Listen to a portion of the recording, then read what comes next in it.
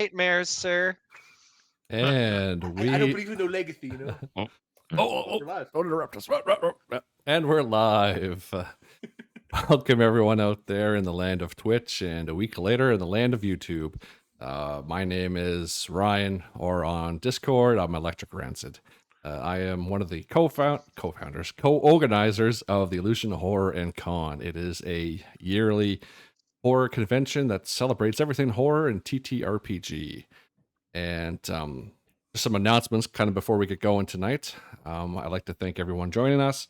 We've been away for a while for this story arc, but the plan is to go straight for the next 3 weeks to bring you the rest of this story arc with these wonderful, wonderful players of mine. But just a few announcements. Player registration is now open for the Illusion Horror and Con. I think we got close to 60 games online, which is great. We got submissions in from the One Shot RPG, KULT Divinity Lost, Call of Cthulhu, Year Zero engine. We got some Onyx Path publishing games up too. And yeah, it's a great assortment of things. And we're in the middle of planning panels with various people from around the industry, and that schedule should be out within a week or so. So yeah, just look for that. Everything's pretty much posted on our website. You can go join our Discord server if you're watching this today or in the future. One of the tags here at the bottom, or the QR code, is probably the best way to get to Discord, and then you can go everywhere else from there. And besides that, I think that's everything I want to. Oh, and wait, leading up to December 6th to 8th, me, Dave, and Crystal are doing some Saturday streams from various other systems. Crystal just ran hers last Saturday, Obscure. That's a neat little RPG. You can check that out. It's up on YouTube. And this Saturday, Dave Bitberg, he will be running Corpborg, the horrors of being in an office bureaucratic situation.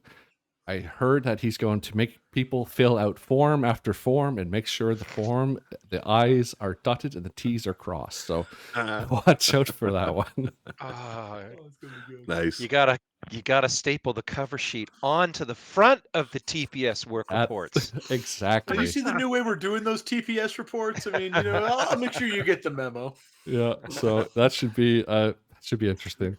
And the last Saturday before the con, I will be doing a stream with Baziel will be one of the joining players of They Came From Beyond the Grave. So based on 70s B-movie horror goodness. And yeah, besides that, I just introduce my players here before we'll give a small little kind of history of what's kind of happened up till now, and then we'll just kind of jump right into it. So in no particular order, person on the top, Armistice, welcome back, who's playing Ray. Welcome back. Tell people about yourself and just a reminder of who Ray is and some maybe key moments that have happened to Ray that have stuck with you over these last little bit. Yeah, I'm Armistice, real name Jerry. I like to play games and stuff. I'm kind of a forever GM, so it's really nice to play in a game for once. I think I kind of remember how to do it. I'm not really sure. Ray is the muscle of the group. He's a mob enforcer. He's a blunt instrument with a heart of tin. It's not quite gold, but it's not quite lead either. But he's trying to do right by his mother and try and get through this situation with his skin intact.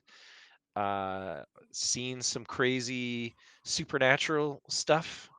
He's I think the only one in the group who's kind of a supernatural straight novice. I think everyone else has had encounters with some paranormal type stuff to some extent. Well, George certainly has. Um, and he has just been splashed with pus and acid and terrible Ew. nastiness from a ghoul type creature. Ew. Yeah, which is great. And as we left, he was kind of basically disassociating and laughing giddily as his sanity just starts to dribble out of his ears. That's a great way to Nice. put it. Welcome back. Welcome back, Ray.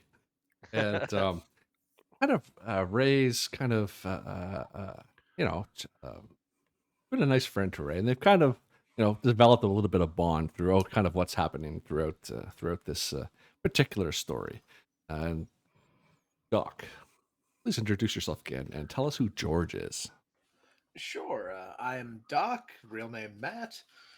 I write Call of Cthulhu scenarios. I'm actually running one at the Illusion HorrorCon, so if you're around for the Saturday, it was the midday time slot Eastern, I'm running my latest Call of Cthulhu scenario, Lights in the Trees, also available on DriveThruRPG. If you're on Blue Sky, I just dropped a major discount for it there, so check that out. It's at drbones412.bsky.social.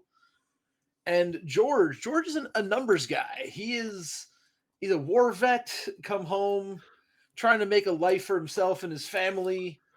And he's got some things going on he hasn't shared with the group, but naturally Ryan will have him roll his disadvantage at the start of the scenario just to kick things off and see how George is doing. But a big thing with George, he's starting to notice these weird things happening are very reminiscent of things that he saw in the Great War, with this fog rolling in and this highly traumatic environment. There seems to be possibly something coming through, and it's kind of a weirdly reminiscent thing for him, thinking back to what he saw in the trenches. Awesome, thank you for that. And number 3 out of 4 players for this, playing the La Femme Fatale, I think is the way they say it. Welcome back, Baziel. Tell us who you are and who Elizabeth is. Hey everyone. Yeah, my name is my Discord name is Baziel, or Baz for short. In real life, Chris. I am playing Miss Elizabeth, or Liza Bennett.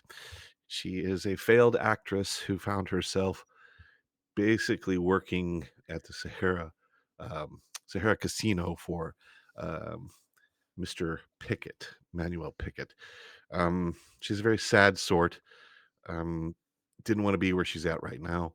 And now she's just trying to, well, number one, keep herself alive as well as save her child's life as well. So it's getting crazy. Yeah, happy to be here. Excellent, thank you. And not a stranger to pretty much, I think, every stream I've been on or hosted.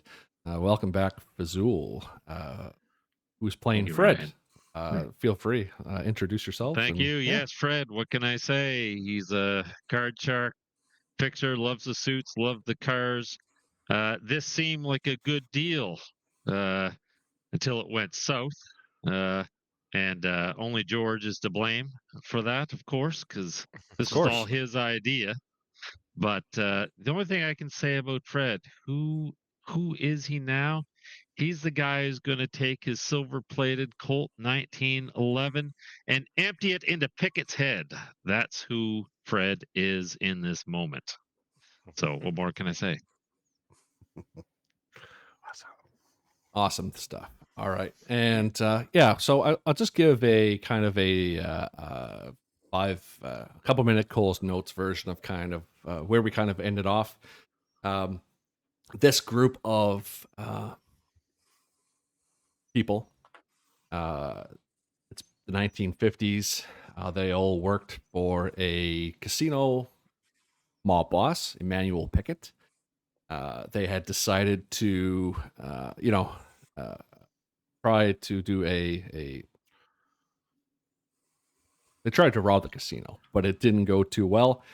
They were caught, brought to the middle of the desert. They thought they were going to lose their lives, but apparently Mr. Pickett was had a job for them to do.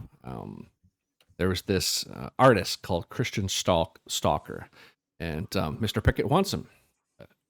Why an artist, you say? Who bloody knows? The only thing that this group knows is that this artist is in the City of Angels, Los Angeles, in the 1950s, and they made their way. Yeah, George's idea. They made their way there and got into some just kind of strange situations. Started seeing some different horrors. Are some people real? Are they not? But at the end of the day, they followed some of the investigative tracks, and it brought them to a particular park in one of the upscale suburbs of Los Angeles. And they were supposedly, this artist, Christian Stalker, was supposed to meet Mr. Pickett there, or have a meeting, and kind of be whisked away from this particular danger that he was supposedly in. So this is where this group is now. The sun has set. It is cold. There's this fog in the air. The rain has started to fall, and here we are. Ray is laying on the ground, laughing kind of maniacally, just from the horrors that have kind of happened from whatever this flesh thing was that wasn't a man. It was something else. George came to the rescue, rolled really well, and put this thing down on the ground. Liza wasn't doing too well. Just some weird things, and Fred is there, trying to get to the situation, but has been having difficulty, just with kind of everything that's going on. And down at the pier, here I'll zoom over here so you can see that they're at. This is the map of Somerset. Down, there's a kind of like a huge lake, and there is a figure who standing at the end, and this is kind of where we start and pick up from tonight.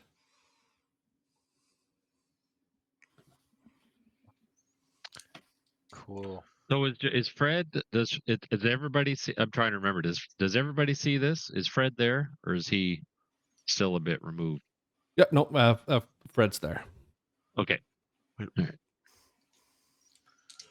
Shall I roll my disadvantage, Ryan? Oh yes, we start out with these beautiful things. Oh yes. All right, one sec here. I just got to get to sheets. All right, so yeah, how did that go? That's a 15. That's a 15. Okay. For those who doesn't know what George is kind of rolling for in Cult Divinity Lost, characters have these kind of disadvantages that kind of either something happened in life or it could be a physical condition. In George's case, those who have caught the previous streams, he's just had a very kind of really bad cough. And the last few sessions, the rolls haven't been too well. But George, you're actually feeling pretty good right now. Besides all this shit that's kind of going on. It's the adrenaline just pumping through his body after emptying 4 shots into that monster. Exactly. And yeah, so this figure at the end of the pier, Fred, you kind of looked in that general direction. You knew, like you had asked, is that Christian Stalker? It's not talking, it's not speaking. The only thing he did, or was, he's wearing a kind of a long black trench coat. His head is down toward the pier, and he has a fedora that's kind of on his head, tilted forward. And as the rain falls, the only thing you see is just the drips of the water coming off the brim of his hat, just washing down this huge black trench coat. And he just Fred will just and he just beckons to you like this. Fred will he'll start walking towards him. The garden shears that he had just kind of fall from his hand onto the lawn. and he will reach in and feel the reassuring grip of his 45 automatic. And I'm not gonna walk right up to him, but walk to where the pier begins, Okay. and I'll say, "You Strocker?" He doesn't say a word. His hands are down by his side. Head Fred look. head still tilted. sorry. That's okay. Head still tilted down toward the ground. Fred will look at the others. Is there anyone? What kind of shape are they in? It's a good question. I didn't even know exactly where I'm at on the map there. As far as Liza is concerned. Yeah, you were up around the. Let's see here. You were in area 4. There's kind of like a little garden area, a little bit Right. backwards. So you, Ray, and George are Kind of still in that area where that park like area is. Yeah. Okay. Yeah. Okay, good. So sorry, go ahead. So I don't see anyone close to me. they're a few paces away, probably about a good Okay. 15, 20 feet. All right. And it's just you. No, I was gonna say they would look like they're in good shape. No, I'll be like, I'll turn back and I said, "Are you Strocker?" He beckons to you one more time. Well, as far as Fred is concerned, if this is Struck, I mean, this is a bit weird, and he looks a bit intimidating, but his daughter's life is at stake, and he always viewed Strucker as a bargaining chip. So he's gonna bring the gun out, not raise it, but bring it out so that it's at his side, and he'll walk towards the guy. I said, "Are you Strucker?" And like pretty aggressive.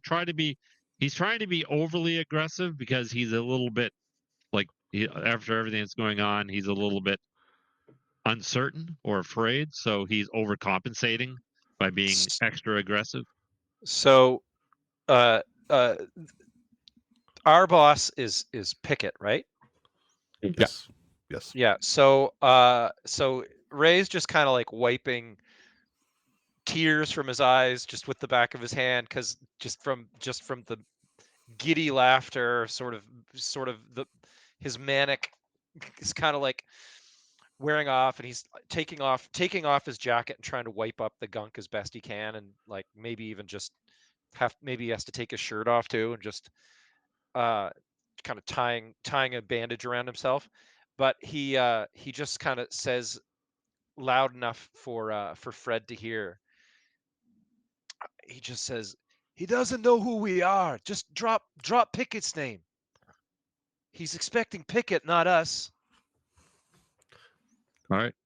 Well, So I guess as Fred's striding towards him, he'll kind of tilt his head back towards Ray, and then go, "Pickett sent us." He'll say that as they're trying to get a better look at his face, because his face seems like it's shrouded in. so Liz is watching this from a distance, correct? Is that right, Ryan? Yeah. Okay, so she's gonna Fred, careful. Keep your distance. You don't know this man. And you could hear the nervousness in her voice. How close does Fred Fred, get? Close enough to, I would say, he really, really wants to see his face. Like it's almost like a compulsion. So I guess as close as he has to go in order to kind of see under the brim of that hat. Okay. Your footsteps on the wooden pier make that Yep. ever recognizable, click clack sound, and you get close Yep. to him and just try to get a glimpse of his face. And you get close enough where he actually raises his head. Oh, and good. you know that this is not, if it was Stalker, it wouldn't make any kind of sense. You see the left side of his face, the skin is kind of wrought tight, like if all kind of moisture and just everything was just stretched, just kind of like saran wrap on the skull. And the right side of his face is just skull, and you just see the widened teeth of just just kind of look up at you, and he opens up his trench coat and he starts to haul out this looks like a short sword, and he does it very fast, and it comes. Right. Yeah. Geez, and the gun will come up and he'll start backpedaling and just opening. Oh, you're like a skull, like a bone skull. Yeah. Fred will probably cry out something like, "It's the devil" or something like that, and Yeah. we'll just Yeah. try to crack off some shots. Liz Probably screams. more out of panic. Yeah. Okay. That's good. All right. So in the motion of him trying to take the sword out, kind of it caught you off by surprise, but I'll give you a chance. Can you roll an act under pressure as you try to get away from Okay. this fast sword swing from Since underneath? I had my gun ready for trouble, is there any advantage? Does that give me any advantage or no? Although I didn't have it raised. I just had it at my side. Yeah, no, we'll do this roll first, and Okay. just to see if you can get out of the way, because it's kind of almost surprised you a little bit because you weren't expecting him to haul out a sword. So we'll see. We'll see how you do on this act under pressure roll. All right. I'm gonna roll 2d10 and just take the highest, correct? No, roll 2d10, add them together, and add your coolness add them. stat. Oh, that's a 15. 15. All right, perfect. That's my best stat. So. Yeah, and that's a complete success. So you get out of the way. Describe what happens. Well, I'll start backing up as the sword comes out. I mean, I know he's going to rush. What is that? It's like 21. If someone's within 21 feet, I know it's probably that's probably an urban myth, but I know that he's close enough that he's a threat. Yeah, So yeah, he's definitely close enough that he's a threat. And how I usually run these, this is more of a narrative based kind of system. So yeah, just kind of what's kind of been described. Like you just got out of the way, but Yeah. he's like he's still in kind of like reach. Well, how kind of thing. how Fred would get? I mean, this is a highly unusual. So Fred, just as I said earlier, I guess Fred would back away. He's calm under pressure. He knows how to use his gun. The 1911 would come up, and he would just be firing off shots. Now these shots are not kind of deliberate in the sense that I'm aiming for anything in particular, but they're meant to kind of force him back, or to they're meant almost as a covering fire to some extent. Okay, so just kind of like warning shots per se. Well, no, if I hit him, I hit him. I'm not trying, but I guess the goal is to get off the pier, Okay. and the gun is a good way to kind of keep that distance between us. If he starts to run forward, then he's going to take some rounds, hopefully. Okay, yeah, that's no problem.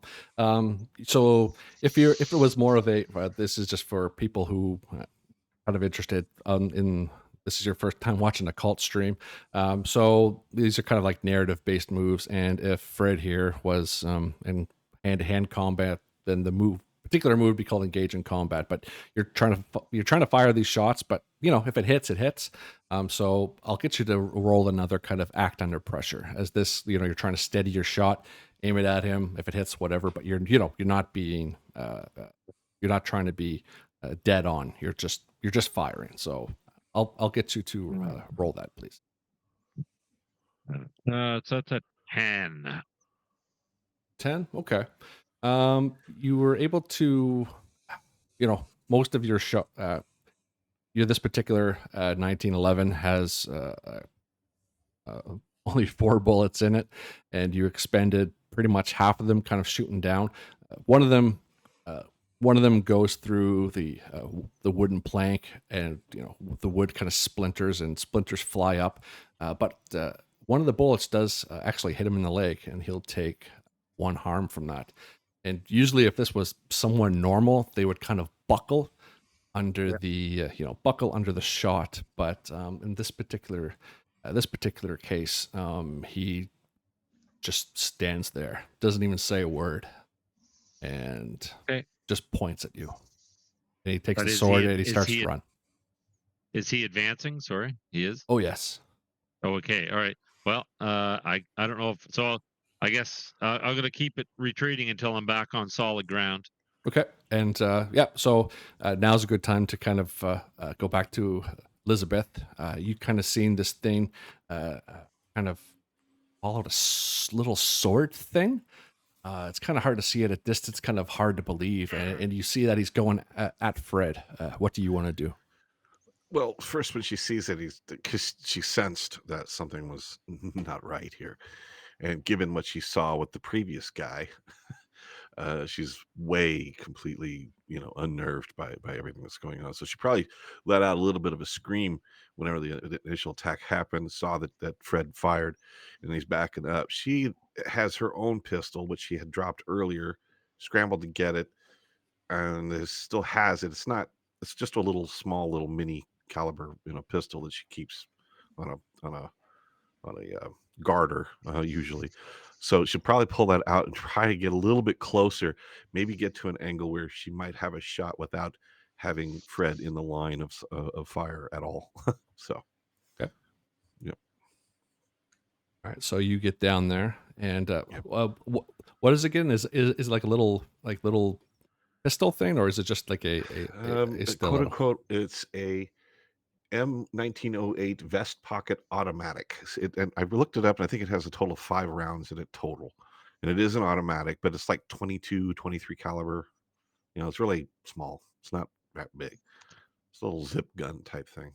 All right, awesome. And yeah, if you want to give it a shot, feel free. Oh, yeah. Well, do I have any chance is Fred out of the way?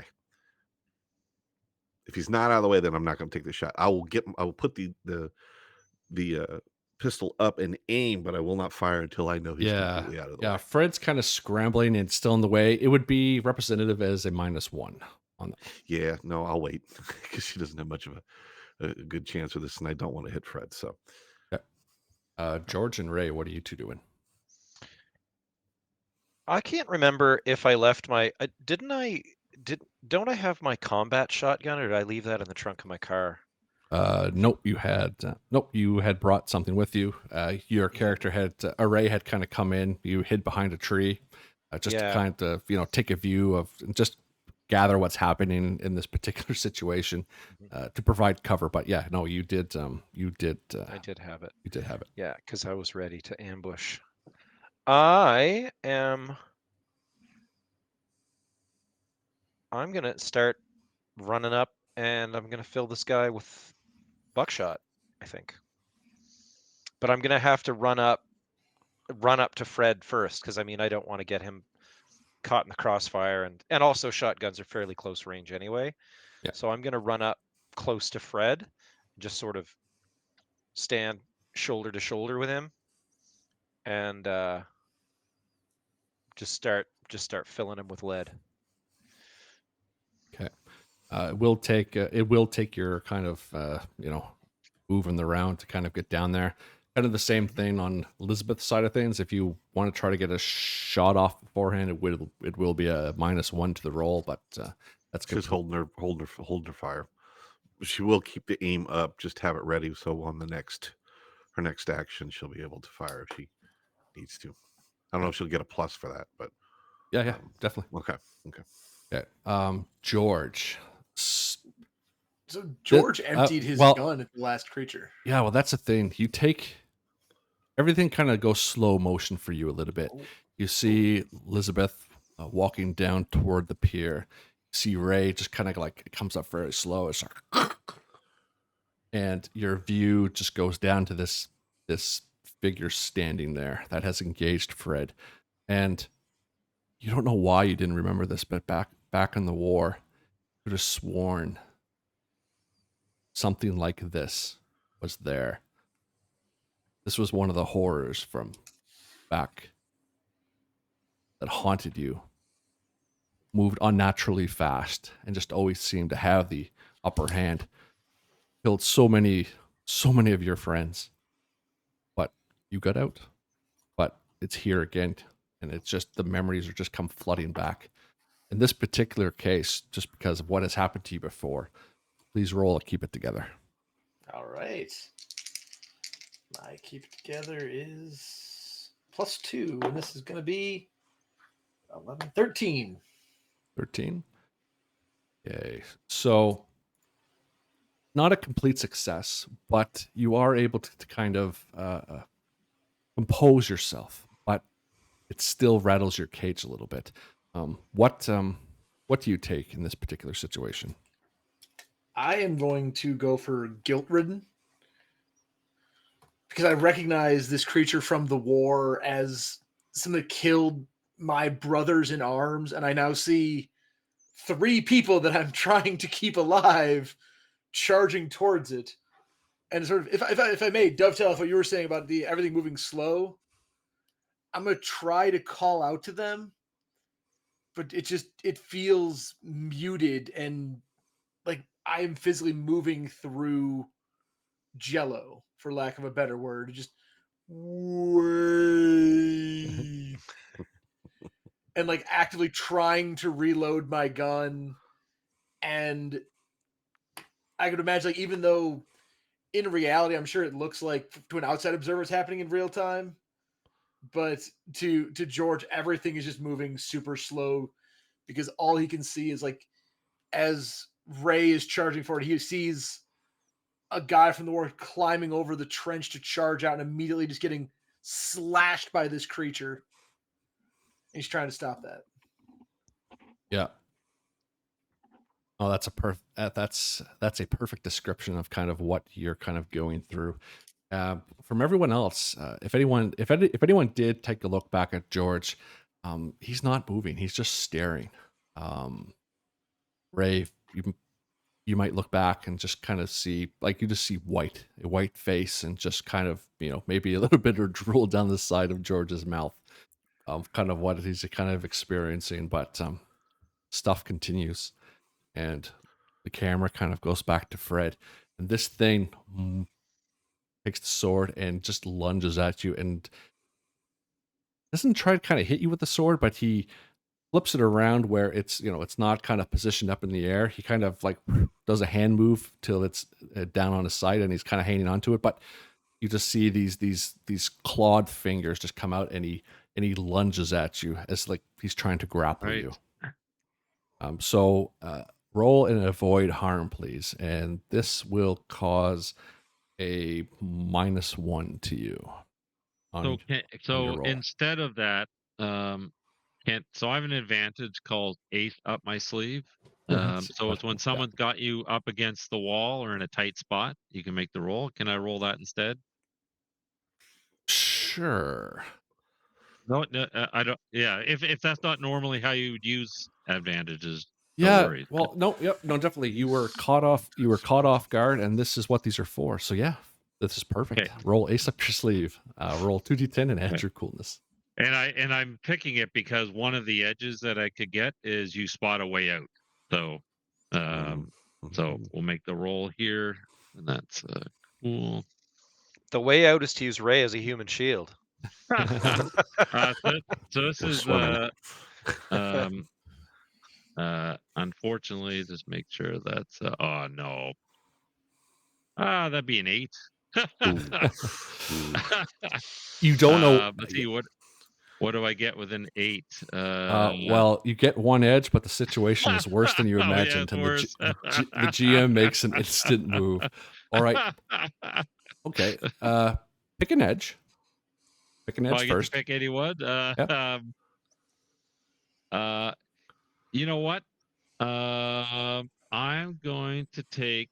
You realize the opponent has a weakness. I know that may seem unusual, but as he gets close, maybe I realize something. Oh, that's actually good. Okay, this is, of course, assumes that I will survive to make another roll, but. Well, yeah, no, that's the thing. We'll see. So, okay, you take the edge. You realize your opponent has a weakness. All right. Yeah. So my move is that it's just below his chest. The trench coat comes off a little bit, and you see, you know how I described the left side of him was, tight skin, flesh kind of thing. On the right hand side, his shirt is kind of tore on the right hand side, and all it is rib cage and kind of charred black muscle, and and you see the heart, and it's black, and you have access to it. If you could just get a knife or something sharp, you know where that is. But unfortunately, he does grab onto you, and he basically just bear hugs you, and you fall into the lake. Oh, both of us, or just me? Both of you. He grabs onto you and Ah, falls in with you. son of a- So Elizabeth and Ray and George, you kind of snap back out of it. You're like, what the fuck's happening? And you just see just the splash, the creation of two bodies breaking the That's top of the water. that's bad. I'm The- going to start sprinting. Yeah, towards Elizabeth she screams and hollers, Ray, George, help! But before we go any further, Mm, this was kind of he's in the act of doing his move, mm. and since you rolled bad on that, a little bit, Fred, I will get you to roll an injury, please, as his kind of sharpened fingernail things do kind of like pierce your body. Now, where Ray is more or less shoulder to shoulder with Fred, can Ray like have a reaction to that? You guys just were getting up to Fred. You were like a good 20 feet away. So I would say that you guys just got up to the point where you were almost able to kind of get to him, but it was a little bit too late just because of the coincidence of Okay, Fred's bad roll. cool. I got a 14. Gotcha. 14? Okay. One of the things in this is the injury kind of throws you off balance. So we'll just say that happened, and that's what kind of brought you, like, you fell in. So it just makes sense from your dice roll. So we'll just kind of continue that it already happened. You lost your balance and you fell in the water with him. So that's good because you had Okay. you had a semi-success. All right. So Ryan, yeah. Real quick question. Where is the car in relation to us? Because I remember Fred got behind the wheel. We got behind the wheel. We basically drove upside to pick up Ray after he beat the tar out of this poor guy, or whatever it was. I'm just curious, how close is the car? The car is on the outside of the park, parked on the street. Probably it would take you a couple minutes to get there. It's not inside the park whenever he was beating, because remember we drove up and we're supposed to be picked him up whenever he was beating on whatever it was he was beating on. I'm talking about Ray. That was yeah. was in the city though. Yeah, was that was back okay, in the never city. mind. So Yeah. never mind. All right, then Yeah. you say it would take a few minutes. Well, it'll take a minute because you have to run to the gate of the park, and then it's parked down the street a little bit. So Well, she can't swim for crap, and so you know what she's literally gonna just make a beeline for the car. Okay. Yep. Okay, perfect. And it's still kind of that distorted reality a little bit. So when you're running by, just to kind of remind you from last session, there was this mother wheeling just bringing one of her children on like a nighttime walk just to calm them down, get the energy out. And you run on by, and they're like, "Good day," as you're kind of running by in all the different chaos. Yes. So yeah. All right, cool. And all right, George and Ray, what's going on with you? Ray is gonna try and fill this guy with like, I don't know if he can get a clean shot at this thing in its back, maybe. Well, that's the thing. They fell in the water, so you have to take give me a.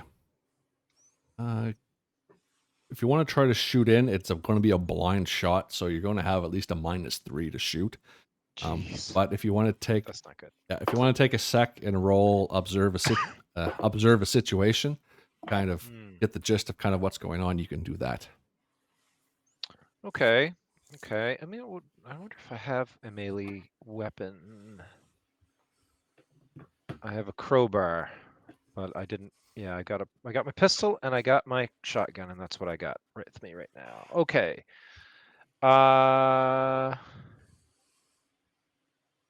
Observe a situation. Roll plus perception, and it's a D10, right? 2d10 plus your perception, yes. Okay.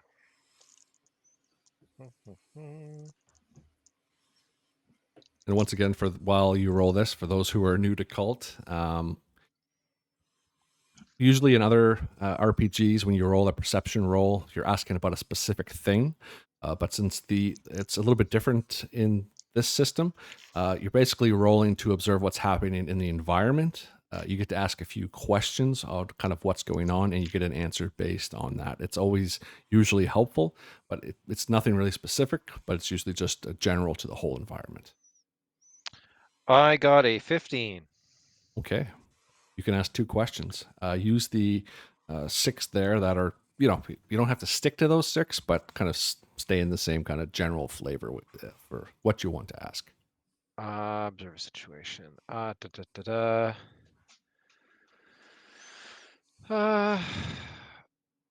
Well, yeah, is there...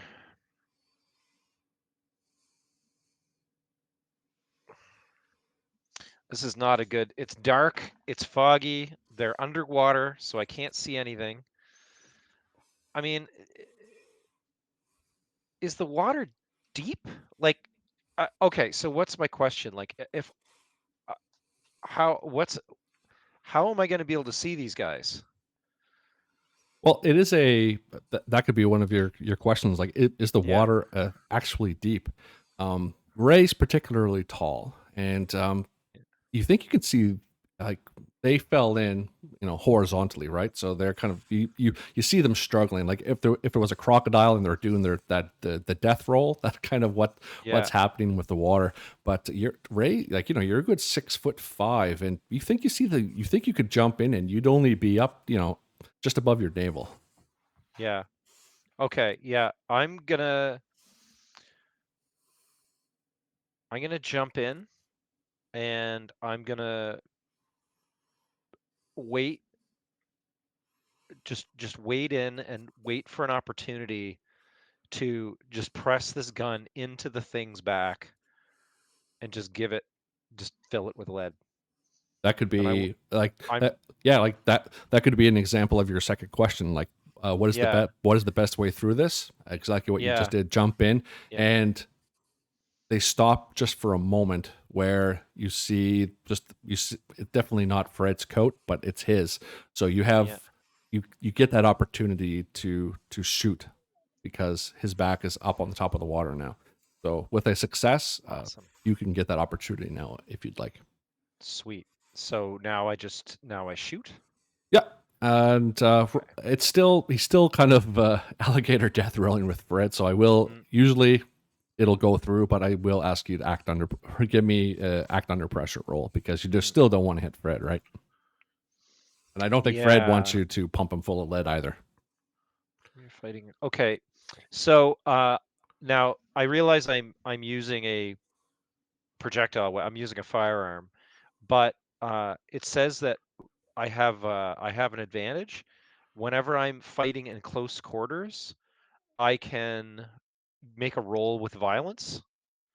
Okay. And see and cool things. Yeah, sure. Cool things happen. Your former boxer advantage. Roll that up. Yeah. Okay. Now what is my violence? Violence +3. All right. I got a 16. Okay. You get to pick 2 edges from the list down below. Feel free to pick 2 of them. All right. Well, the third one looks nice. Yeah, I like the second and third one.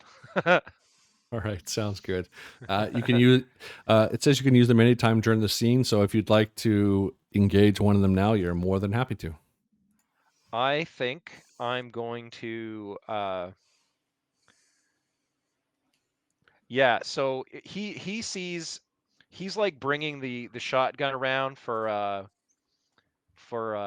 trying to fire, but he's just moving and rolling so fast. He just wheels around and smacks him in the back of the head with the butt of the shotgun. He goes, "Hold still!"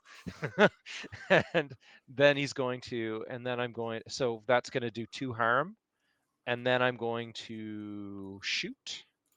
Okay. So that's we'll say that move. like if you're using the second one, the right hook. Yeah, the right hook. Okay. We'll just so with the butt of the shotgun. Yeah. Yeah, we'll just stick with that for this particular move, and Oh yeah. yeah. So you come in. Oh, with so the boxer thing counted as my move, eh? yeah, we'll say in this instant. Okay, that's cool. Yeah. Yep. So I smack him, do 2 harm. Okay. Cool. Yeah, and Fred, you're kind of struggling for air beneath. You feel that this thing lets go of a little bit, and you kind of usually you'd be like, but you don't want to do that. You kind of stop yourself. But then before we get to you, George, you see Elizabeth kind of running. When you kind of click back in, why is she running away? You weren't cognizant of that, but you do see kind of Ray kind of like jump off the pier, get in, take his gun. Poof. What do you do? I am going to, given I haven't had time to reload my gun after shooting the last creature, I'm going to sprint towards the water and just the closest thing I have to a non-gun weapon is a ballpoint pen. And I'm going to jump into the water, like dive in head first, at least where I can see the struggle happening, knowing that Fred's underwater. Fred probably doesn't have much time left underwater. Liza, she's safe. She's running away. She's elsewhere away from this monster. Ray is just emptying a clip into this thing. But I want to make sure I can get in there and just start stabbing at this thing as best I can. It's gonna Jason Bourne the shit out of this thing. Exactly. Well, my thought is George recognizes this is not a normal thing. Okay. And it's in water. Guns don't work underwater, especially not in the 50s. But a ballpoint fucking pen will. A ballpoint There you go. fucking pen in the eyeball. All right. We're gonna have tryouts. Yeah. Pen is literally mightier than the sword. The pen is mighty than the sword. You're underwater, yeah. Yeah. I'd say this would still fall because there's a lot of stuff happening. Roll an act under pressure for this if you don't mind, unless you have an advantage that you Sure. can use to your advantage. That is an 11 on my act under pressure. 11. All right. So Not quite the 15 I was hoping for. no, it's still good. You do it. You hesitate or delay there a little bit. Okay, so you get in. Running there, I catch a cough a little bit. yeah. The pen. What were you aiming or trying to do? Just try to stab the thing, or were you aiming for a particular? To extricate Fred from the creature. Okay. Because in the back of my mind, I know we're not going to be able to kill this thing, and this thing can kill us faster than we can kill it. Yeah. So I'm like, Liza's got the right idea. Get Fred out of the water, stabbing the thing, not to kill it necessarily, but to extricate Fred from its grasp. Okay. You do that. You are successful. You're like, you become in. You feel like you hit steel or something like at first, but you kind of get around that. But just like in the old Joker fashion, it turns around and you get it in the eye, and the pen goes in. And you feel a pinch in your stomach. You landed on the sword. Oh, That's the complication that's going to be the complication here. that's a rough complication. That's a rough complication. Roll an injury, please. That is 2d10 plus your fortitude. And we'll say minus. I think it's minus the damage of this thing, and it's going to be 3.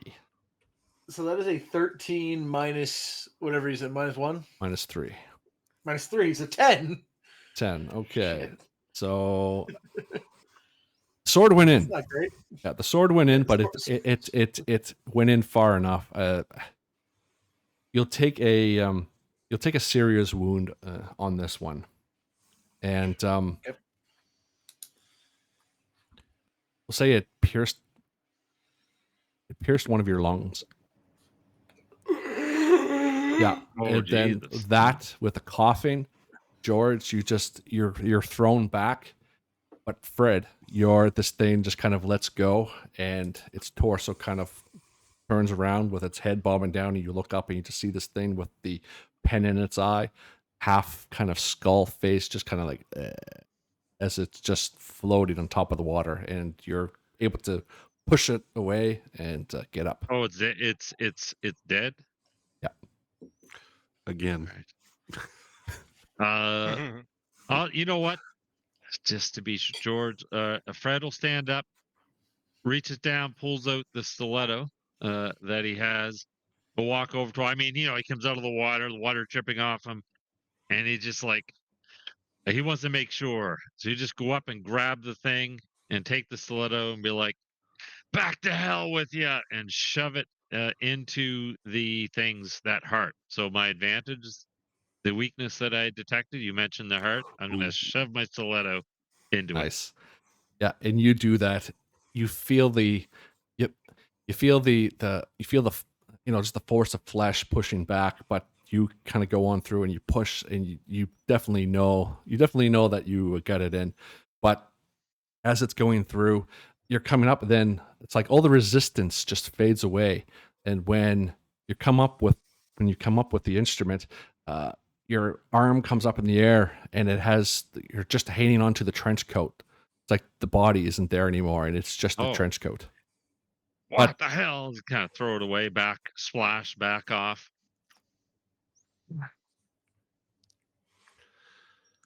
Well, yeah. And if I notice George having problems,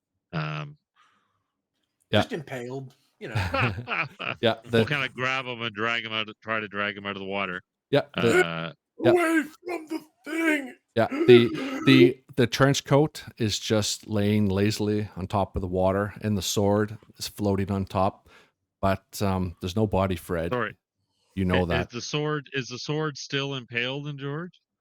Yes. Oh, okay. All right. So we'll get him out of the water. Is Ray? You here? Yeah. Ray's gonna help you drag him out, but Ray's gonna he's dragging the trench coat as well, just in case there's some stuff in the pockets. Oh yeah, good thinking. Elizabeth. But and also we might be able to use it as a. We probably don't want corpse trench coat touching wounds, but whatever. Elizabeth. It's 1950s. We don't know about germs. Elizabeth is if she's made it to the car, she's started to sucker up and is hauling ass directly over to there to try and pick them up. Get them the hell out of Dodge. So no, the right side of the street is just full of parking. It's a narrow one way. You get in the car, you turn it on, you go around the block as fast as you can. Just in that kind of like, those old 1950s big bulky black cars. The tires are screeching. Takes off a side mirror too in the process. Yeah, gotta keep this hair wonderful. And, you're able to kind of get back, and you see that the lady you saw earlier, she's waving at you again on the sidewalk. She's walking back toward her home. Have a good day. Laying on the horn, just get out the way. Yeah. Do you drive the car into the park, or do you? Oh yeah. I'm not even. Yeah. Oh yeah. All the way to the lake, wherever the fight was happening. Whole idea is to basically, if they need a quick getaway, that she'll have the ability to help them out. Like she could not help with the fight itself, not really, not with what she had. So, but you brought the car, and that's good. So you come back, the car kind of, you try it through the flower beds. They just dirt flying, rocks all over the place. Yeah, and we get back to you three. So Fred, you said you grabbed onto George, kind of fireman carry. We get him up, and I'm like, it doesn't look too bad. You're going to be okay, George. You're going to be okay. I'll give Ray a worried look. We'll get you a doctor. Yeah, how does first aid work in this? First aid, it's we've been rolling a lot of act under pressure, but it's falls under that.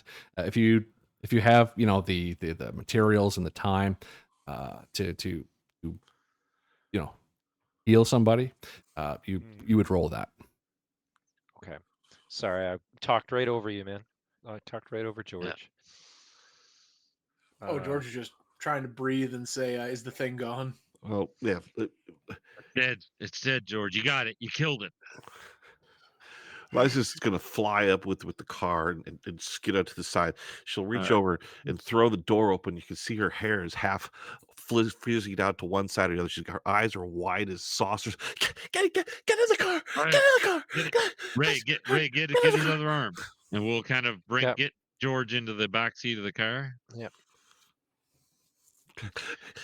As soon as everybody's in, she's like, pedal to the metal. Get the hell out of there. Oh yeah. Yeah. I see that comment, Ryan. Oh, okay. I was wondering if you're watching the Twitch chat. That's a 15. Okay. All right. You have good friends Somehow. with good abilities. Somehow. Yeah. Sword's still in, hasn't been removed yet, so you're doing pretty good. Yeah, that's what you do. You leave it in, man. You leave it in. You leave don't pull impaled it out. objects in. So we can go. Ryan, based on Fred's background, like LA is a place that he wants to move to, and he wants to get into the movie business and stuff like that. Yeah. I'm assuming he's been here a few times. Yeah, sure, I man. have Streetwise. Can I make a roll to see if I can find? Do I know like a doctor here, like a back, no questions asked, cash only doctor business? Can I make a roll to see if I have a contact, like sure. a doctor in this area? Okay. Same for Liz. She might have the knowledge as well. Yeah. She's so done lots of calls. Yeah. I made a mistake there. I'm uneasy and with a serious wound, so that's actually not a 15. That was a 13.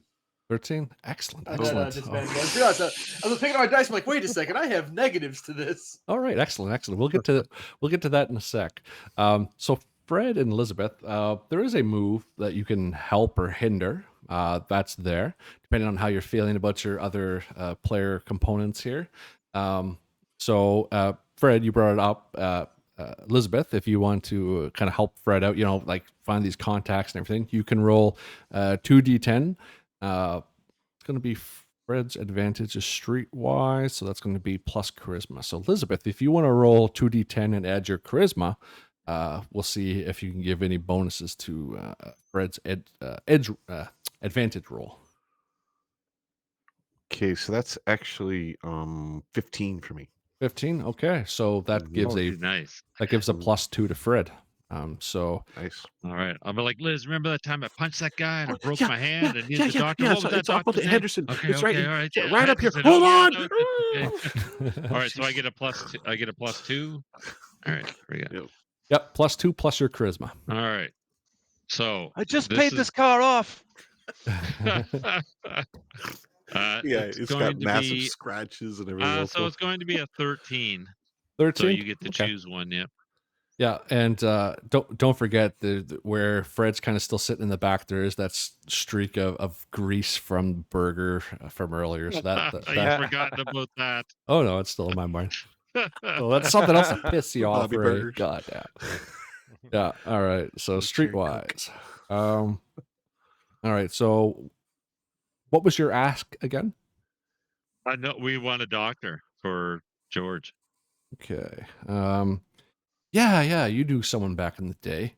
You only heard of him through, one of your old contacts, or say, you had been given a I don't want to call it a business card. This isn't business, on a small piece of paper, go to this part of town, ask for Vinny. Okay. So I'll whoever's driving, that gets Liz. So I'll say, I'll tell her where to go. Oh, okay. Off of Henry Street. Got it. Yeah. Okay. Yeah, and you start driving there, Elizabeth. Fuel of anxiety and just your hair's a mess. Pure adrenaline. Yeah. Yeah, hair's a mess. Oh yeah, it's yeah. And she's crying a little bit, so she's got mascara running a little bit from the stress and anxiety of everything. So she's total mess right now. And Ray, no one's I don't think has ever driven Ray's car before. How you feeling? Ray is, Ray's knuckles are white, and he's injured too. So yeah, Ray is trying to keep it together, but he's just. Oh, that sounds like something you could roll for. But he's actually just kind of doing this just kind of has this like sort of nervous tick and his eyes twitching. Yeah, and I just like when players say it, it's like it makes Yep. sense. So yeah, like you're hurt a little bit, and you're just like, Yep. yeah, roll, keep it together there, Ray. Yeah. You Roll think plus Liz needs to roll one as willpower. well? Probably. Uh, I don't know. no, not right now. No. Okay. Yeah, not Okay. not right now. You're you Fred and you are kind of keeping each other leveled right now. Okay. Don't worry, I got something for Yeah. you. Ouch. Oh, I yay. got a 10. 10. All right, so.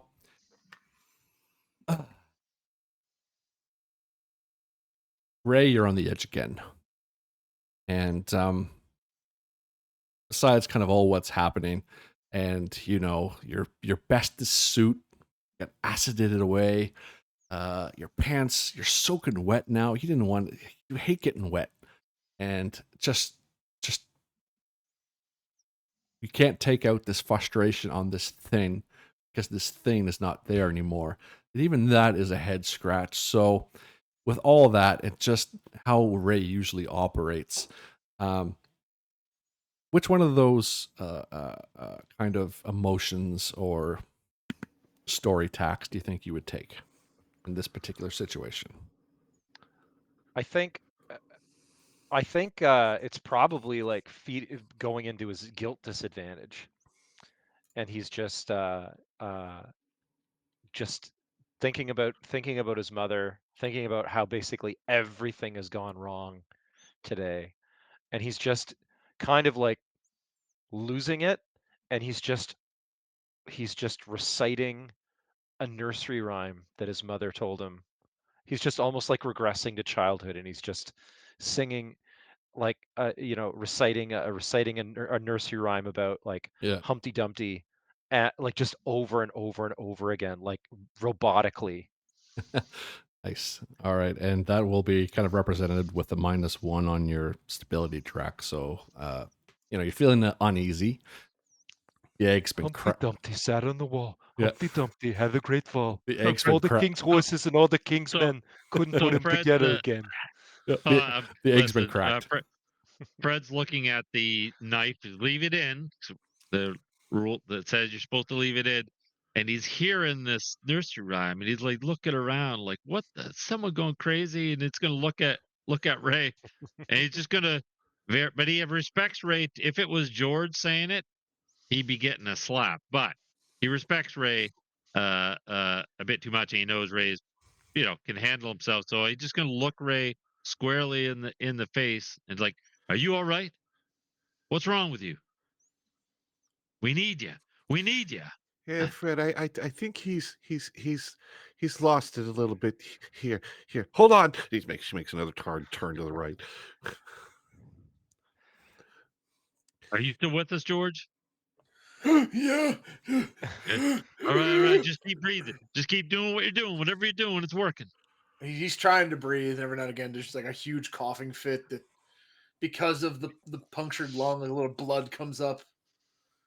He's trying his best to stay with you, and he's holding at the sword. Fred probably wouldn't. He's probably not.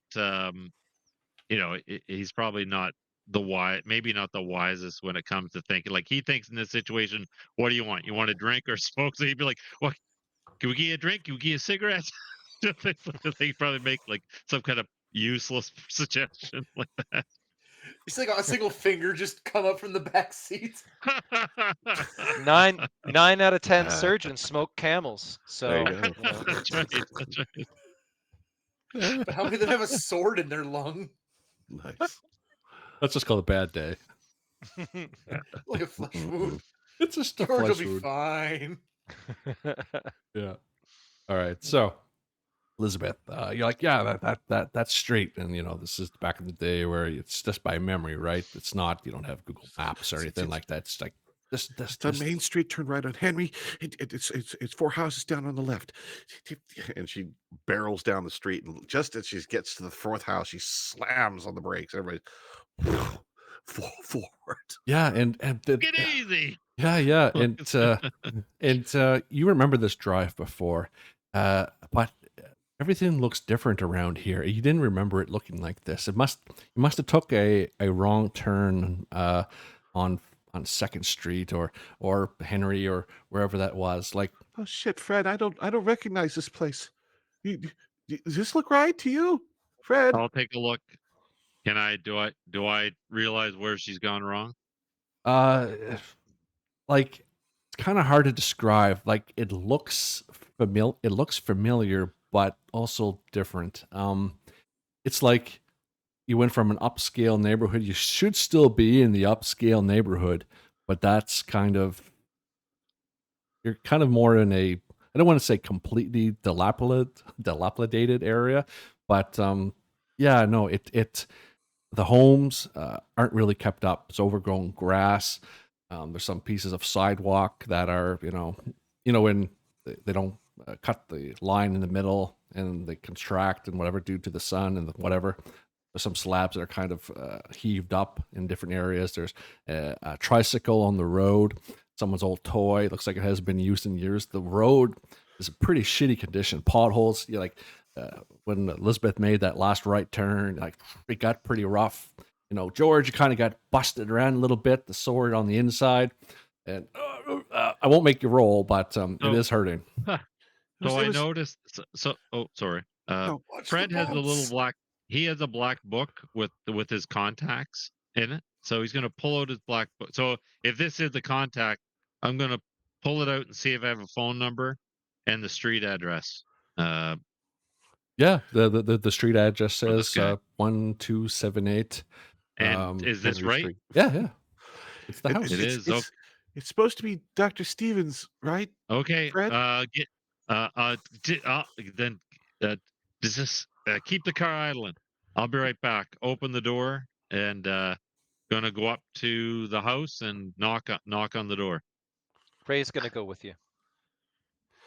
And Liz is trying to look for the mailbox and see if she sees the name on the mailbox because she's thinking it's Dr. Stevens. It's something Stevens. And Yeah, she's gonna look see if that name's on a mailbox.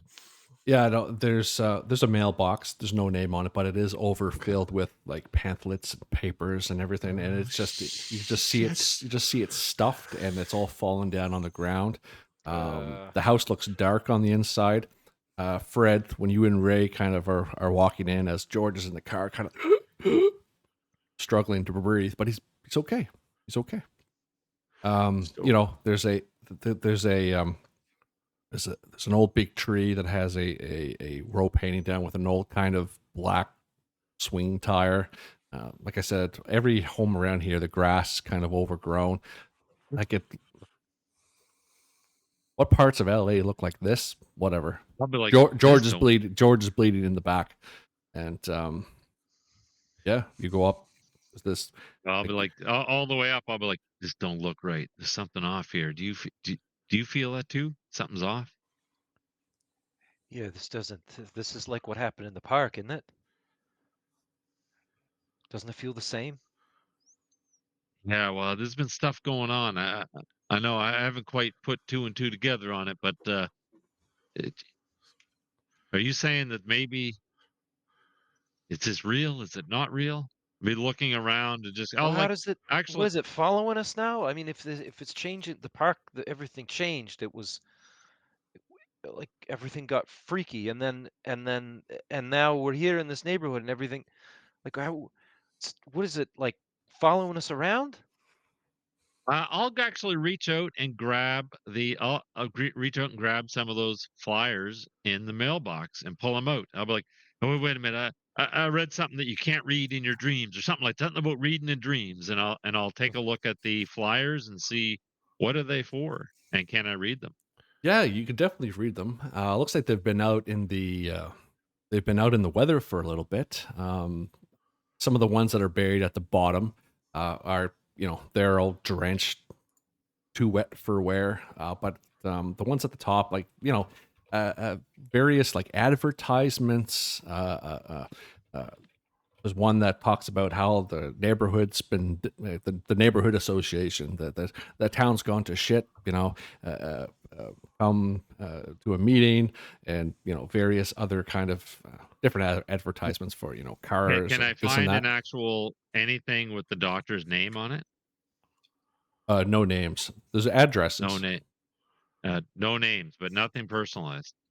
Nothing personalized, but you do notice the dates on like the most kind of recent ones, like 1920, 1930. Oh shit! Sorry, did I say What's that the, loud? sorry, what's That's the okay. current date? 50s. January 1951. Oh, 51, not 20, but like, hell, I'll just kind of, yeah, I'm not, I'll just kind of throw them onto the ground. And, I mean, it doesn't look like anyone's home, but I'm going to knock anyway. Yeah, you go up, you knock once, and the door kind of creaks open a little bit, like it was closed, but there's no like locking mechanism to keep the door shut. Oh, And you okay. knock, and it goes, Yeah. and it opens I'll up like push it opens up about an inch. Push it open. Anyone home? I'd like to observe a situation. Sure. Seriously. Sure, go ahead. Yeah, you would. 15, man. You get 2 questions. 15. All right. So, hold on. Yeah. Okay. So, what currently possesses the biggest threat? It's not like where you're going to help, trying to find help for George, and just the feeling you're getting. You're looking around. It's the neighborhood, but you feel less crappy about the place you're currently investigating. This feels like the least shit area of everything, but it's you look at the houses on the other side of the street, you look at everything, this whole place, this isn't LA, Elizabeth. You don't know how to explain it, but you've gone somewhere else. And let's see. I was going to say, what's the best way through this? I'm assuming just freaking take off in the car. But she's probably going to holler out to Fred. Fred, get back here. Get back here. This ain't right. The door opens up as Elizabeth Well, screams that. Go ahead. well, yeah, I'll turn around, taking a look at Elizabeth. So it would have called out anybody home, but not going inside. She's like waving you over. This person steps out from the inner darkness do? of this house. Oh, It's, you see, like it's like a blind man's stick, and it comes out and it's feeling out, and you just hear, yeah. And this person comes out, and you see their face. It's this kind of curly, straggly, short, white and black beard. Definitely an older gentleman. But the thing that really, takes your eyes, that this guy has no eyes, and he's trying to feel his way out, and he just sits. I'll back Hello, away a bit. who's there? I'm not sure Fred will even say anything. He just kind of with Elizabeth kind of yelling and seeing. He just kind of backs away from the door, down the steps. Hello. Not saying anything. What's Ray doing? Ray's just going to, well, I know you're there. Fred. Oh, you're making me sad. Fred, Ray's like, Fred, is this the guy? You don't recognize him? He's got no eyes. That's a great observation. I can know you. Who are you here for? Why are you bothering me? Are you Doc Stevenson?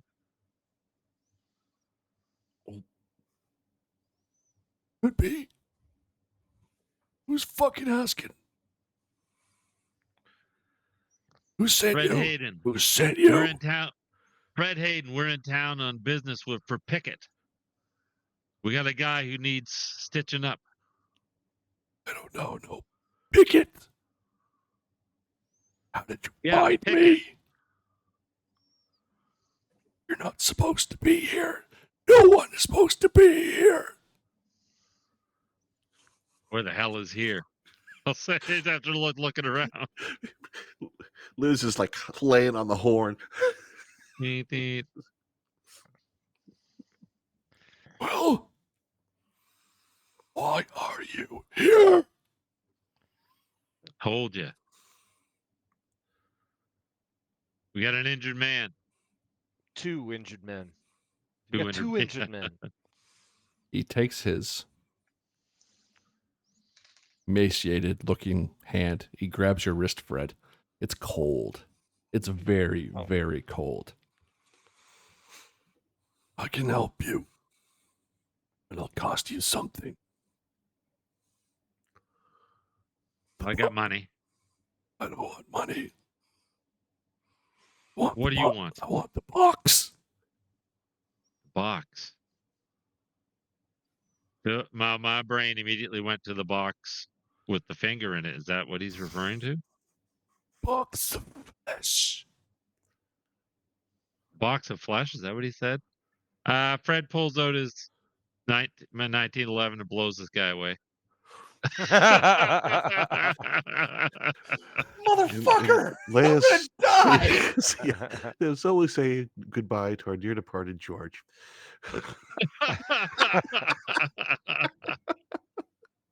Oh my God. No, he doesn't even. He just kind of doesn't even say anything. It's almost like robotic. It's just the Colt 1911 comes up, and boom, right between those empty eye sockets. Okay, Oh my God. you do that. But what happens doesn't make any sense.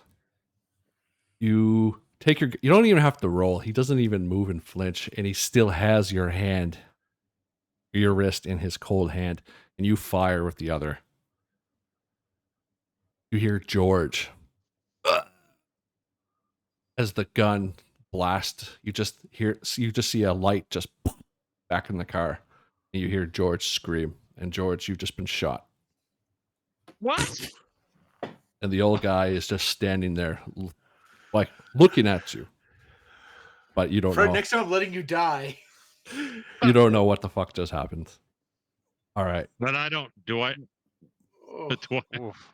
okay, one So second. what happened? What does Fred see in front of him?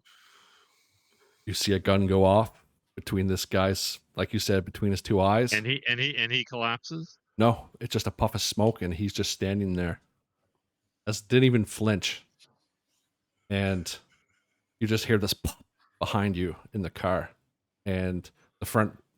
You just hear a pop in the front window as the glass shatters, and George, you take a bullet. How many Alright. serious wounds is this gonna count for? Roll and avoid harm. I will let you do that.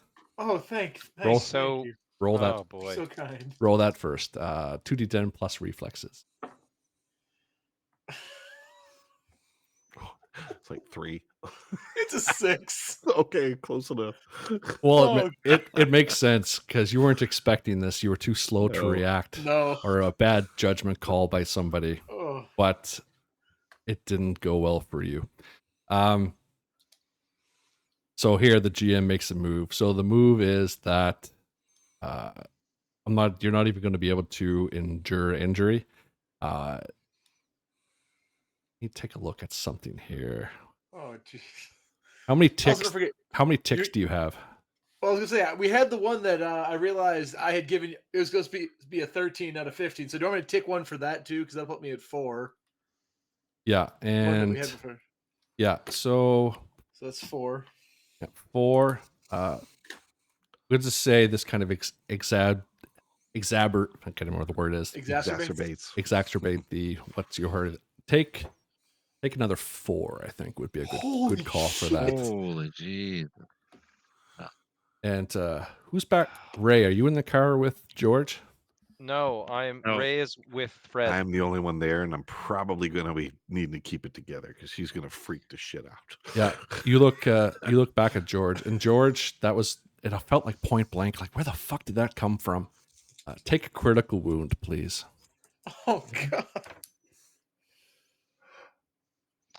And Elizabeth, you look back, and it's just like the whole front chest of George is just filled with blood, and there's blood coming out of his mouth and nose, and he's like, if Roll, keep it together. Yeah. So it's plus willpower, correct? Yeah. Yeah. I had a 16. Okay. Elizabeth, how are you staying? Or what's the reaction of Elizabeth here? Uh, that's a very good question. I almost want to give her one -1. Well, now she's probably knowing that's what. Yeah, she has endure trauma, so she's able to intense situations stay focused and not lose it. So in this particular case, even though she's been freaking out over everything going leading up to this, she's just trying desperately to get Fred to get back to the car, and this happens behind her. She just okay, okay, okay, it's gonna be okay. And she was reaching for anything, maybe something, maybe it's a kerchief, it's in her bag or something, or in her purse, whatever.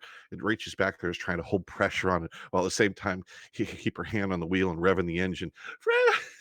And that's really kind of, that's just a knee-jerk reaction to it. I'm certain that later she's going to like be trembling, and well, once she's able to calm down a little bit, the adrenaline's still flowing. So, but yeah. And sorry, just to go back a little bit. So George, it's a player's choice in this situation. So we'll rewind just a quick moment. You could take a serious wound and be knocked out, or take a critical wound and just keep on going. It's up to you. Let's go for the serious wound and get knocked out, just because given the time counter's now at 8, with a -3 going against disadvantage rolls, let's go for knockdown. Let's take a little nap. Go ahead, Ray. You were going to say something? Second serious wound. yeah, I was gonna say. So Ray turns to when you whip out your gun and shoot, Ray's like, whoa! All right, now for the record, I wanted to go to the hospital.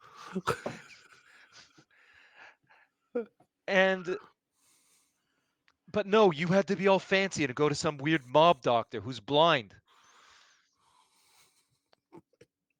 So Ray, just raising his voice to Lisbeth. Liz, how's George doing? He's not doing well. He's passed out. I can't wake him. I can't wake him. Okay, Please get back here. Okay, Ray grabs the blind man by the sort of lapels. Okay, and he just says, "There's no time for no hospital now. You're gonna fix my friend, and we'll talk about your price after." Why isn't he dead? Why isn't he dead? He still has the grip on your. Oh, he's good. Yeah, oh well, I'm like, and I won't do it. But every instinct in my body tells me that George will just empty the rest of the clip. But I won't. But he looks at you in the way that some. You know what do you know what? Oh, sorry, Ryan. But you know what I would say would be probably Fred would look directly into those hollow eyes and say, "What the hell are you?" It doesn't matter what I am, but past previous actions, repercussions in the present. You know what I mean. The box. And everything will be as it was.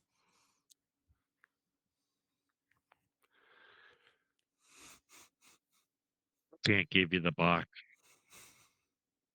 And your friend will die.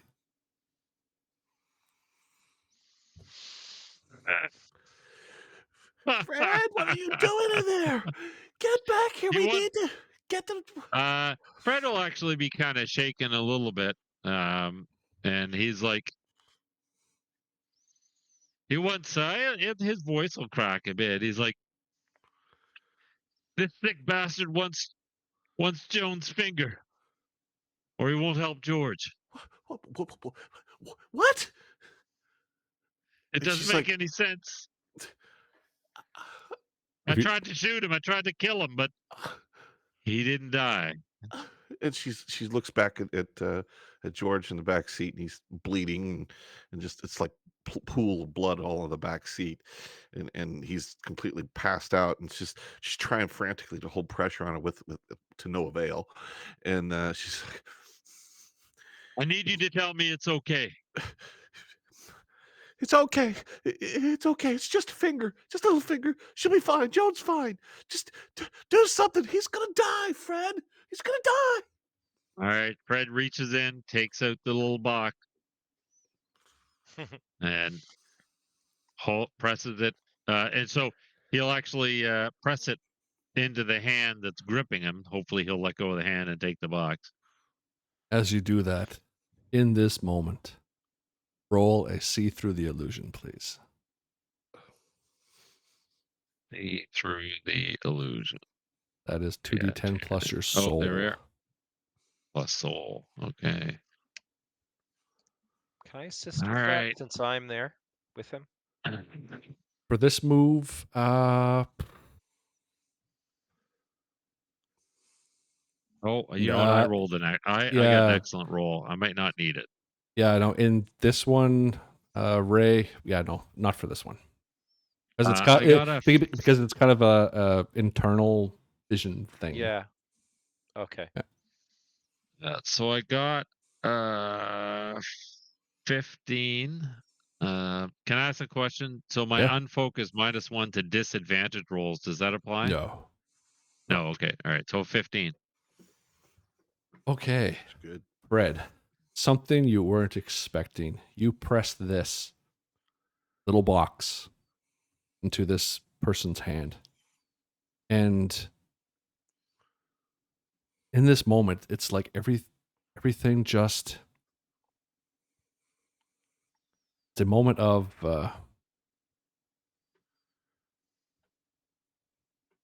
nothing evil, nothing nothing hindering. But what you see, the figure of this being that it's he might look like a man, but he's not. He's replaced by his whole form just changes to this glowing bluish white light, and this whole, like, you see the form of a human, but it's this bright white blue light, and it's hard to look at, but you don't feel everything that you've kind of been going through just melts away, and it just washes over everything, and you feel calm for the first time in a while. And he's not taking this for malice. You feel like there's a sense of protection in this, not for you, but for the person that this was taken from. Okay. You can't explain it. But as this light just kind of envelops you and just comes back, you're there, standing there. The dilapidated neighborhood is gone. Everything looks good. Elizabeth, you're standing there. Everyone is where you've been. The car is still parked there. There's cars going back and forth along the road. And George, the sword is not, you feel fine. You're still feeling the hurt, but the sword isn't impaling you anymore. It's on the side of you. You still have all your ticks, unfortunately, but you could take away that serious wound. Yeah, you still have the first one you have. Go ahead. Liz is still behind the wheel, right? Yes. Yeah. Okay. Yeah. And all this has changed. She's no longer bleeding. The sword is not there, and there's Yep. no blood on the floor. And he's like, "Hey." Well, there's still Liz, there's still like blood everywhere, but Okay. like blood is George his front, but George, you open up your shirt and like it never happened. Maybe a scar. But Fred, Oh my God! What happened? Oh my God! It was Fred, like he's it was like better. it was like an angel, something divine. Fred. I don't know how to describe it other than to say it was. She gets a cigarette.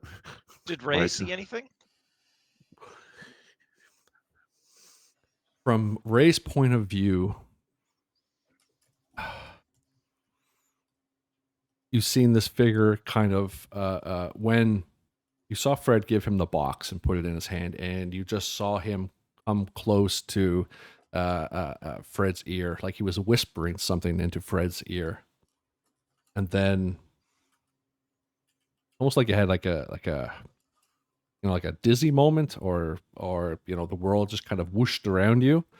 But when you kind of came back out of it, like when if you had too much sugar, you bend over, get back up, you kind of have like that head rush. That goes away, and the man isn't there anymore. Fred is standing there with his arm still up in the air like this, just looking at his hand, and yeah, you hear Elizabeth's voice just kind of back behind, and yeah, just George kind of his breathing's back. You didn't see what happened with Fred, but you do know something happened. Yeah, Liz gets out of the car, shuts the engine off, gets out of the car, and just kind of moves up to the front of the hood area. Just leans up against the hood, and she's nervously smoking a cigarette. Look in there, Fred. I don't. What the fuck's going on, Fred? I, what's going on? I don't know. I don't know. I'll look at probably look at George.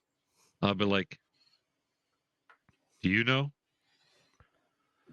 I'm just gonna. George is gonna look at you and just say, I do, but now's not the time. Let's get this. Let's find whatever the hell his name is and just get the hell out of here. Just you don't. I'll explain later. This isn't something you want to mess with right now. I don't. If you don't mind, I could really use a drink right now. Really could use a drink right now. Something. Well, do you still got that flask? Say to Ray. I think we drained it. Ray goes into the trunk of the car and lifts up a blanket, and he pulls out a bottle of bourbon, a whole bottle. Wow. Just like takes just basically like shoots the end off of it and just takes a big belt and then hands the rest of the bottle to Liz. We have Try to not to stab her lips with the sharp If glass. if we Take some of it. Ray just says what pulls out his pocket watch. What time is it? Did we completely blow our rendezvous with Pickett, or can we get back to the park and still hopefully find him? Because if we don't find him at the park, we're gonna have a hell of a time finding him. Well, we have a phone number, don't we? Don't we have a phone number? I thought we were supposed to bring this stalker fella to Pickett. Oh yeah, right, Stalker. Sorry, Yeah. I said Pickett, Yeah. didn't I? Yeah. Yeah. No, the rendezvous with Stalker. Because we were there early, so we might still be able to do the rendezvous. Oh yeah, that's true. Yeah, that's right. I'm Yeah. afraid So I Ray's so that's can't my drive. meta talk. But Ray's like, we gotta find the Stalker guy. We're Well, what time We're is gonna it be- now? Ray, you haul out your watch. Yeah. About 10:14. 10:14. What time is the meeting with? Meeting at the park. It's supposed to be was at 9. 9. Okay. Yeah, we missed 9 p.m. Shit. Well, but the letter has a phone number on it. So let's find a phone. Let's give him a call. Liz just carrying bottle in hand, cigarette in the other, goes to the other side, gets in the passenger seat of the car, just sits down and takes another swig. feel a hand just like tap you on the shoulder as George holds out his hand. The letter, yeah, She hands the it letter back. says, "Use the number in extreme emergencies." I think this counts. All right. So, Ray is gonna get back behind the wheel, like adjust the seat way back. Yep. Yeah. And just gonna Right. start looking for a 7-Eleven or something with a payphone. Sure. That's not hard to find. And in previous things too, you guys did when you're calling home, you guys did take one of the phone books on the outskirts of LA, and you did rip it from the phone booth. So for Fred, you know that you do have a phone number. You remember that you do have that. So Now there was, so I'm specifically referring to the phone number on the note. yeah, And he does say at the bottom, you can contact by phone, but the number below. But I advise you to only do so in extreme emergencies. So if we can find a phone, yeah, that's no problem finding a phone. yeah. All right. Cool. All right. Who wants to call this guy?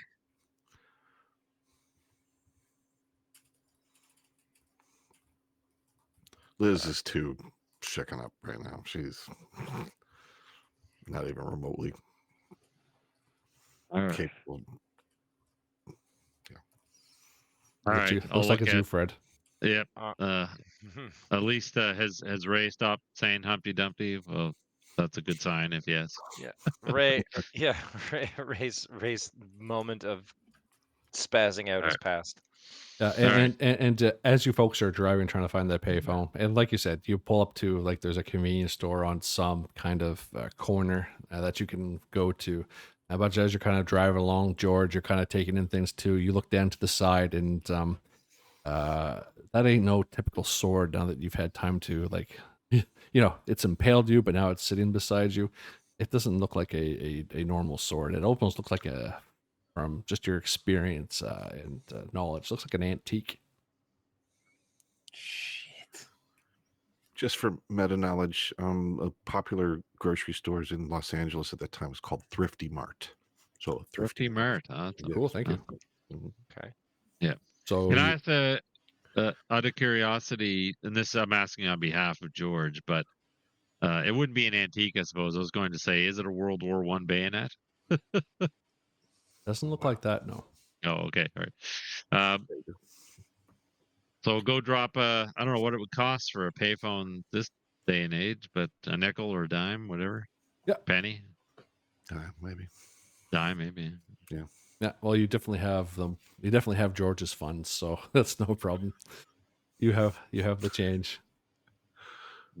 Dial the number.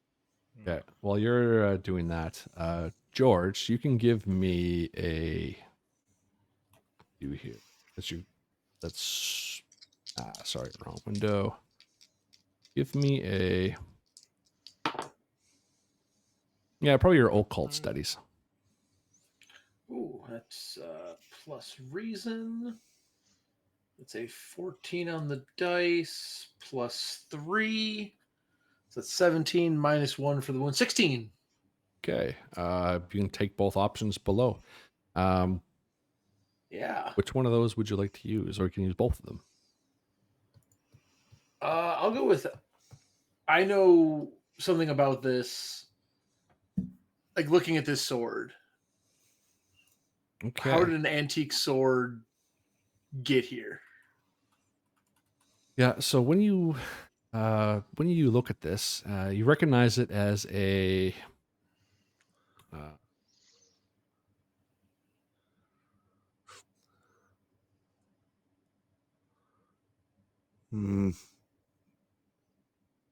Yeah, no, it's definitely something back from the Roman days. Actually, it's a gladius, Oh shit!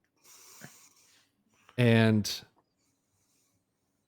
it strikes you as strange, but kind of makes sense now that you're just having kind of memory, kind of flashback to kind of what this thing looked like. They're like, yeah, he did kind of looked maybe something like that. Like that's piece of that steel you kind of hit. You remember that maybe it was a piece of armor, maybe. But you look at it, it's you think it's legit, and it was a it's at this day, it's a prominent weapon that maybe collectors would want to.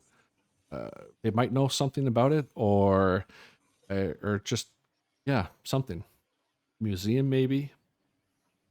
Hmm. Could be a prop, but you're pretty sure. The punctured lung says to probably not a prop. Yeah, the punctured lung says differently, but yeah, no, just so who's sitting in the back seat with George? Because Liza was driving. No, No, Ray's she's in the driving passenger now. seat. Yeah, Ray's driving, okay. and Liza's in the front passenger seat. She handed the bottle back to you. So Oh, Fred. probably Fred. Fred's in the back Fred's with you. back with you. Fred, this thing, this is Roman shit. You mean like that Ben-Hur movie? Yeah, but real.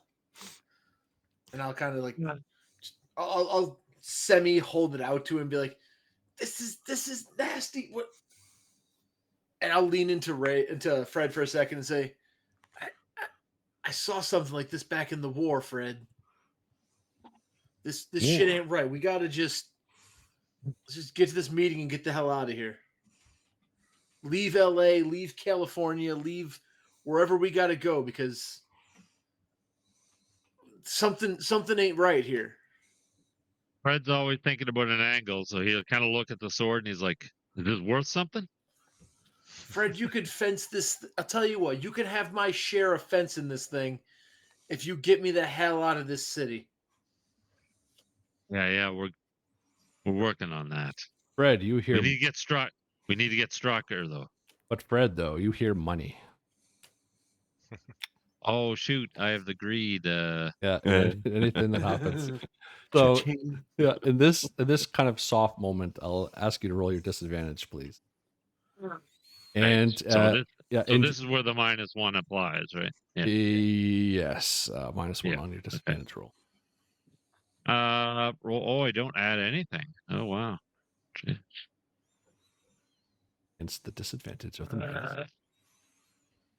That'd be a 7. Ooh. Yeah, I got a 7. Okay, so yeah, so as soon as George said like this thing could be worth some money there, but Well, no, specifically what he said, you could have my share. Fred's gonna go, I'm gonna hold you to that. Your share, right? And I'll just hold on to this in the meantime for safekeeping. Fred, you get me out of this city, and you can have the whole damn sword. You can even keep the blood on it for free. I'll keep it. I don't know if this makes us even, George. I don't know, but it's a start.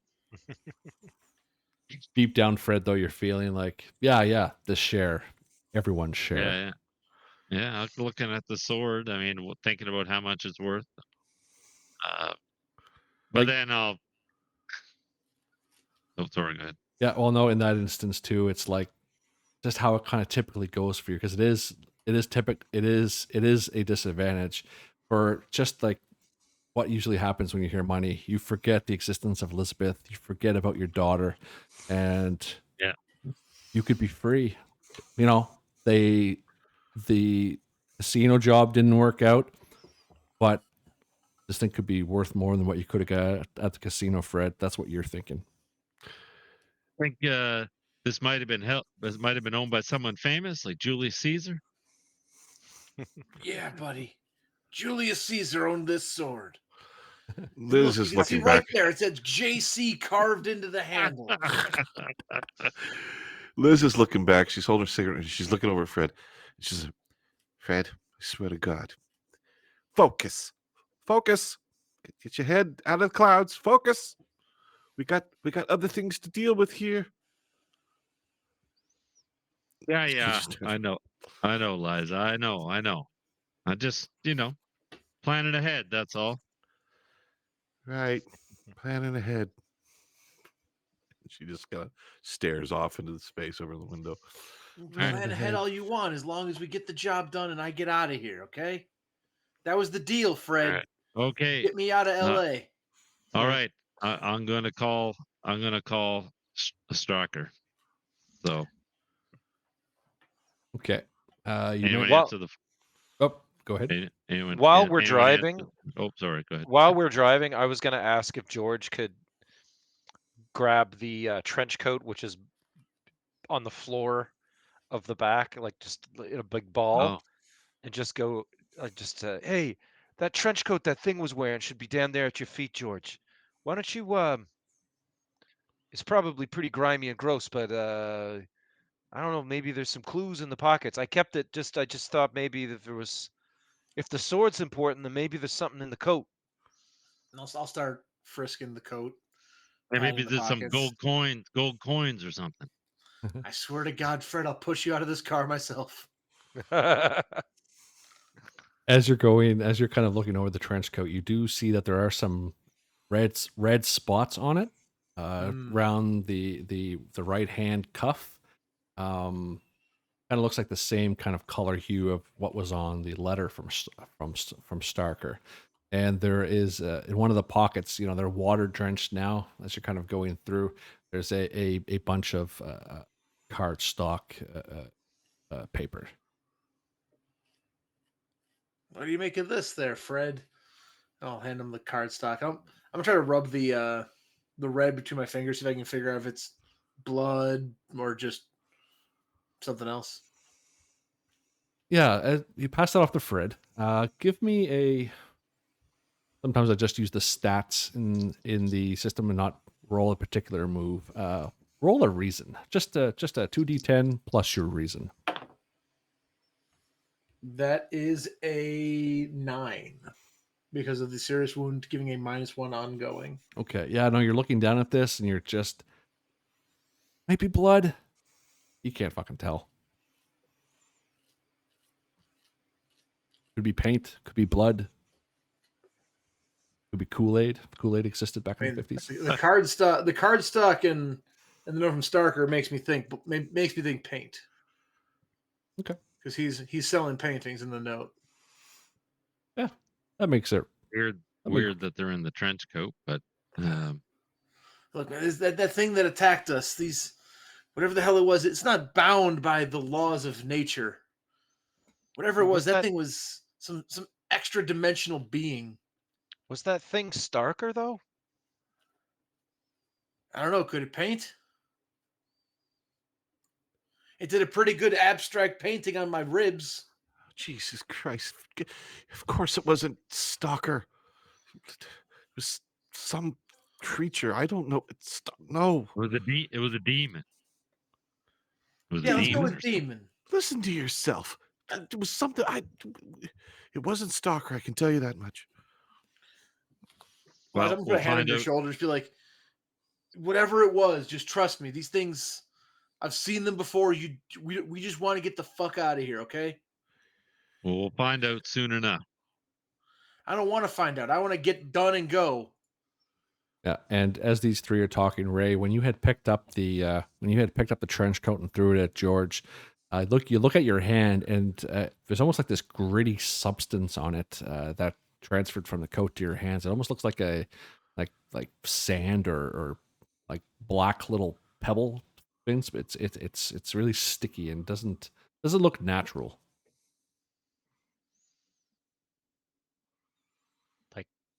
Like ink or No, kind of like maybe volcanic rock. Like black, like it like you take it and you roll it in your when you roll it in your fingers, it kind of like it smudges black, or maybe it's definitely not from maybe on the spaces out in the desert, maybe, but nothing around here. It's like it came from. I'm just kind of thinking like I'm just driving and I'm just feeling my fingers and I'm like, it's like it came from another place. I don't know. And as you take that and kind of roll it around, you hear these like it's almost like a bunch of hushed whispers in the back of your mind. They're hard to make out. They sound it almost sounds like maybe just people having conversations, but there's just not one, there's not just two, there's a bunch. And do you try to listen to them? Don't listen to the voices. You start reciting nursery rhymes again? No, but I'm gonna try and see through the illusion. Perfect. Wow. Give me a 2d10 plus soul. God. Well, that's pretty good. What is my soul? I think it's 0. Soul. As long as my soul's not negative, I think I got it. Yeah, I did. So I got a. What is my negative right now? -1. You are I at think I'm. Yeah, yeah, I have a no. wound, so I'm -1, I Yeah, believe. -1, yeah. Okay, so I got a 16 then. 16, okay. As you're driving, or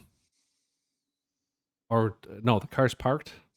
What were I think we were. Yeah, I think we were just about to make the phone call, so Yeah, we're like yeah. probably pulling into the thing. Yeah, Fred, Liza, and George, they were having their conversation. Fred was just about to get out of the car. You're just kind of looking at this black basalt kind of stuff. And like I said, you heard a bunch of these muffled voices kind of in the background. And you were basically, since you rolled this move, you're trying to listen to them. And you rolled very well. And the more you sit there and just kind of drone out what's happening around you, these aren't people talking to each other. These are people screaming. And they're screaming because something is hurting them, dissolving them. And we will end tonight with this, as you see this as a delusion ray. This thing that was in a house, maybe? You see a bunch of, in this kind of, it's almost like this whoosh flashback for you.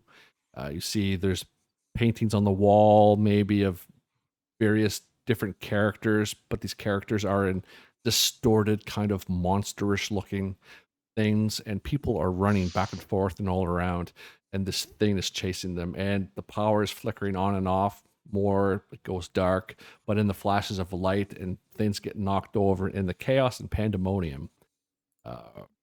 Ray, you see this kind of crawl out of the sewers. And Where are you linking this stuff? Because Yeah, I where's don't this think I'm at? in the right. Oh yeah, I don't no, think I'm in I'm the right just channel. sorry. I'm just changing, Right. just changing scenes for the viewers, and I will pass this beauty on to you folks. One second. I see what- I'm not watching the stream. That's my problem. That's okay. Oh, It's coming in the Discord. See that? I see. Oh God. Okay. And that is where we end the evening. Ah, shit. And it's so it's chasing people. Do I know the people that it's chasing? Like, No, is you, it you don't know. who they are? Yeah, you don't know any of them, but we can focus on that at next session. Yeah. Blah. Nightmare Blah. fuel. Thank you. Yes. You're welcome. You're Oh, welcome. You're welcome. Hope nobody wanted to sleep tonight. Wow. Eesh. And with that, I would like to thank everyone who has joined us tonight for part 3 of Gallery of Souls. This will continue next week and the week after in a conclusion of epic proportions. I'd like to thank Yes. Armistice as Ray, Doc as George, Baziel as Elizabeth, and Phzoul as Fred. And we'll see you next week. Bye. Bye, everybody. Yeah.